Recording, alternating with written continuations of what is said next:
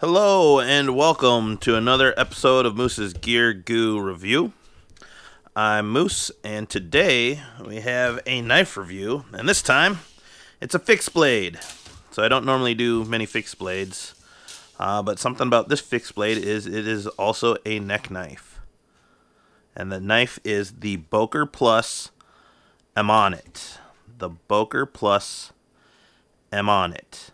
Now I don't know if I'm pronouncing that right, but that's how I'm pronouncing it. So, description of the knife. The Boker Plus Ammonit was designed by Andreas Hoffman, which you'll see his initials on the back side there.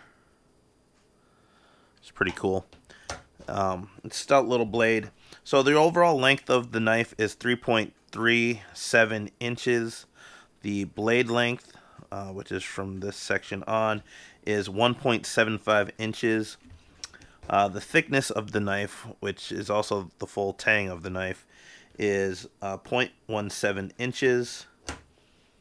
The handle length, if you can call that a handle, is 1.62 inches long. So, pretty sweet. It has kind of an upsweeping blade here. So it's a satin plain edge blade. As you can see, it's actually a really nice satin job. It looked better when I first got it, but I have been carrying it around and using it for actually a couple months. So it has some wear and tear. There is some streaking that does occur on the blade when you actually put it in the sheath, but we'll talk about that later. It seems to be a flat grind, and if not, if it is a hollow, but it appears to be a flat grind with plain edge blade. The Ammonit, if I can pronounce that right again, is really unique. So it's a fixed blade, so I'm not too familiar with reviewing these yet. But as you can see, it comes down to a really nice edge. It came with a really nice edge on it.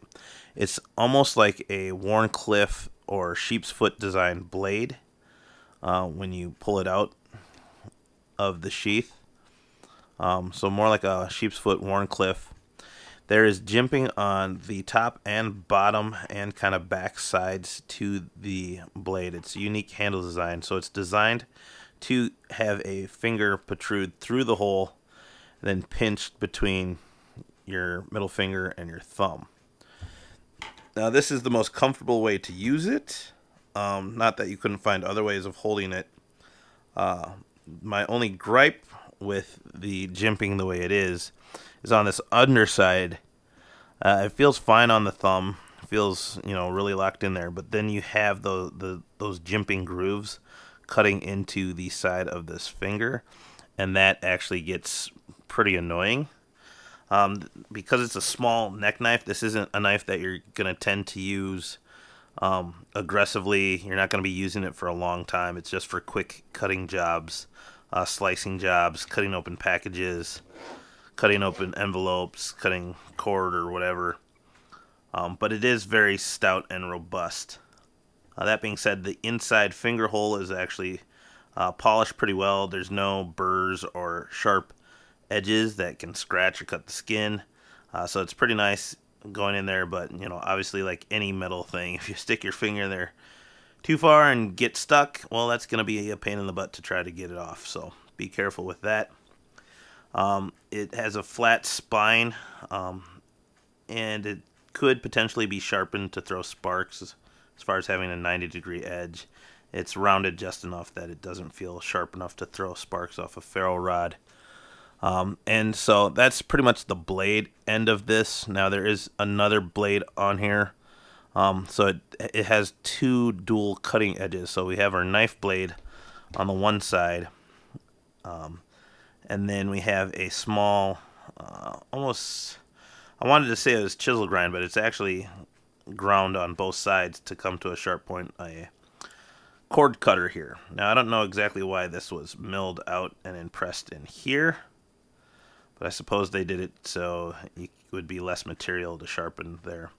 But you have a cord cutter at the rear. Now, this knife is difficult to use, the cord cutter, with the blade exposed, so you're going to want to try to use it in the sheath. The sheath's pretty basic. It has 4 holes in it, 2 that are grommeted. It's a taco style sheath, so it's folded over on itself. And it is one specific side. So you have to put the knife in the one direction. So it's directional, one direction specific. Whoa. Crazy words. So you have to put it in there. So now when it's in the sheath, you almost think that the rounded edge is the actual cutting edge.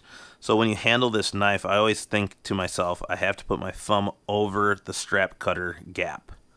Okay, and then that's when I pull it out and I know that I'm holding it the right way.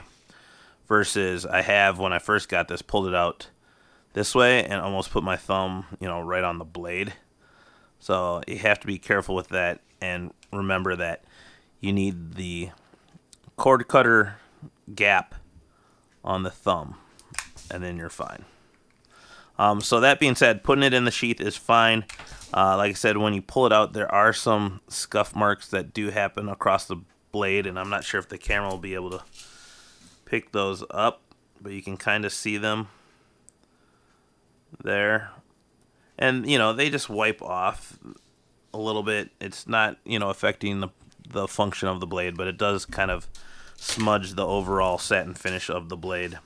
It did come with this black balled chain, which is really nice because I've had other neck knives that don't come with the chain. But you put it in there, and it's sealed in there pretty good. Not tiny little shake or rattle, but it holds it in there well. It's really small and light. The overall weight on this is, I think, 0.97 ounces, so less than an ounce. When you wear it, you actually forget about it pretty well. And it isn't heavy or straining on the neck. But that being said, if you want to use the cord cutter, I recommend keeping it in the sheath, and you're going to want to wrap your fingers around and hold the sheath in this way, and then put your thumb on that extra little bit of jimping that's around the back, and then use the cord cutter this way. That's what I found to be the most comfortable, and it keeps the blade in a safe way that isn't going to cut you. And then 2, it just gives you a better grip, and you have more leverage to pull the cordage through the cord cutter. So, that being said, let's compare it to some other fixed blades. Now, I don't have a lot of fixed blade neck knives. This was actually pretty much my first real one, but I'm going to compare it to knives that I have carried around my neck when I went out into the woods to do some bushcrafting and whatnot. So, I do have the Mora 511. I think this is actually the 110 or 510, but they've upped the design now, and I think the most similar knife right now is the Mora 511. It's not really a neck knife, but if you've ever seen Cody Lundeen, he carries a Mora around his neck. These knives are really lightweight, and it's more or less a full-size knife, but it's light enough that you can carry it around your neck. So I consider that a neck knife. Then I have the Tops and Buck collaboration of the Caesar knife, which is pretty sweet, skeletonized. And then I have the Boker BK, I forgot what number it is. I think it's 11 or 12 or 14 or whatever. But it is the K-Bar S K-Bar, which is the collaboration knife between Essie and K-Bar. So as you can see, as far as these neck knives, and honestly, I'll throw this one in here, sorry. This is the Spyderco Dog Tag Knife.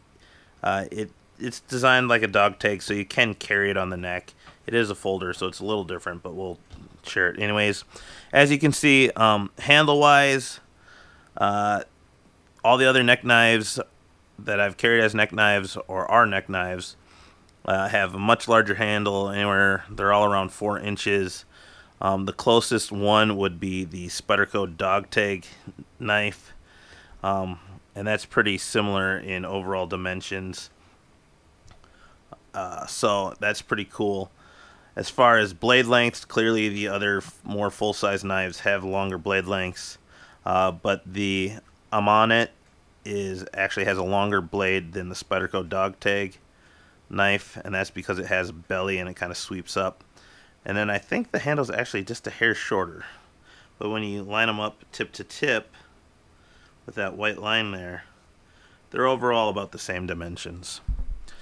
As far as weight, all these other knives are heavier, except for this one. I don't know the weight on them, but they are relatively similar. They're around an ounce, so pretty close in weight for both.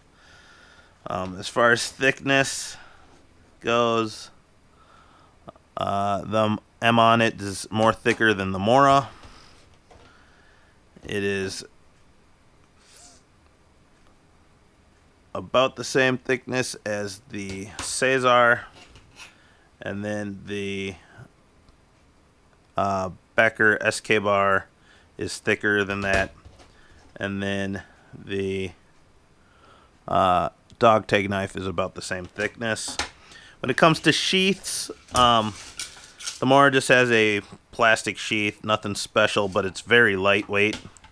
The Ammonit is a Kydex, and it's actually the similar thickness in Kydex to the Tops knife, but it looks like the Kydex is a little bit thicker and robust than the Tops knife. And then the other one, this was a custom Kydex sheath from Grizzly Kydex, I believe, and it is actually much thicker and heavier, and of course it has a ferrule rod. So that being said, I got one last knife or test to do, and I know this is kind of a sloppy review, but I just wanted to do it, get it out of the way, and try something different, and maybe I'll organize it a little bit better next time. And that is a test that I always do with any knife, and that is the ugly brown glove test. So it's just a test to see if the knife can be held using a kind of bulky, clumsy cloth glove. And pull it out. I can pull it out fine. It's a little hard getting the gloved finger through the hole. And the glove cloth actually pads my finger from these grooves and making it so it makes it less annoying. The jimping locks my hand in fine. I actually feel pretty comfortable wearing the glove as far as holding it.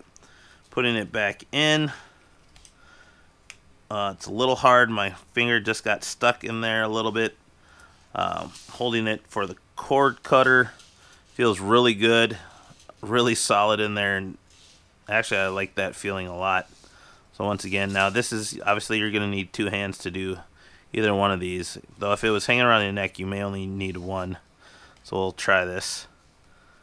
So I really have to fight to get my finger through there and then pull, and I forgot I did it on the wrong side, but I don't know, it's okay. I'd just say it's hard to get your finger in that hole, so I don't know. I'd say it passes with about 80%. Decent, but you know, if you're wearing anything bulkier than that, it's not gonna really work. So actually we'll say it's like 60%. It's usable but not recommended. So that being said, this is the Ammonit. It's made with 440C steel, weighs less than an ounce, a true neck knife. It came razor sharp from Boker. It comes with a really nice box too. It has the plain edge blade and the cord cutter. Lightweight, really unique, and honestly, when you wear it, you really don't notice it. So, oh, and price-wise, at the time of this video, is like under $25 on Blade HQ and other competing sites. So, if you're looking for a good stocking stuffer for somebody, something unique, definitely check this one out. Thank you guys.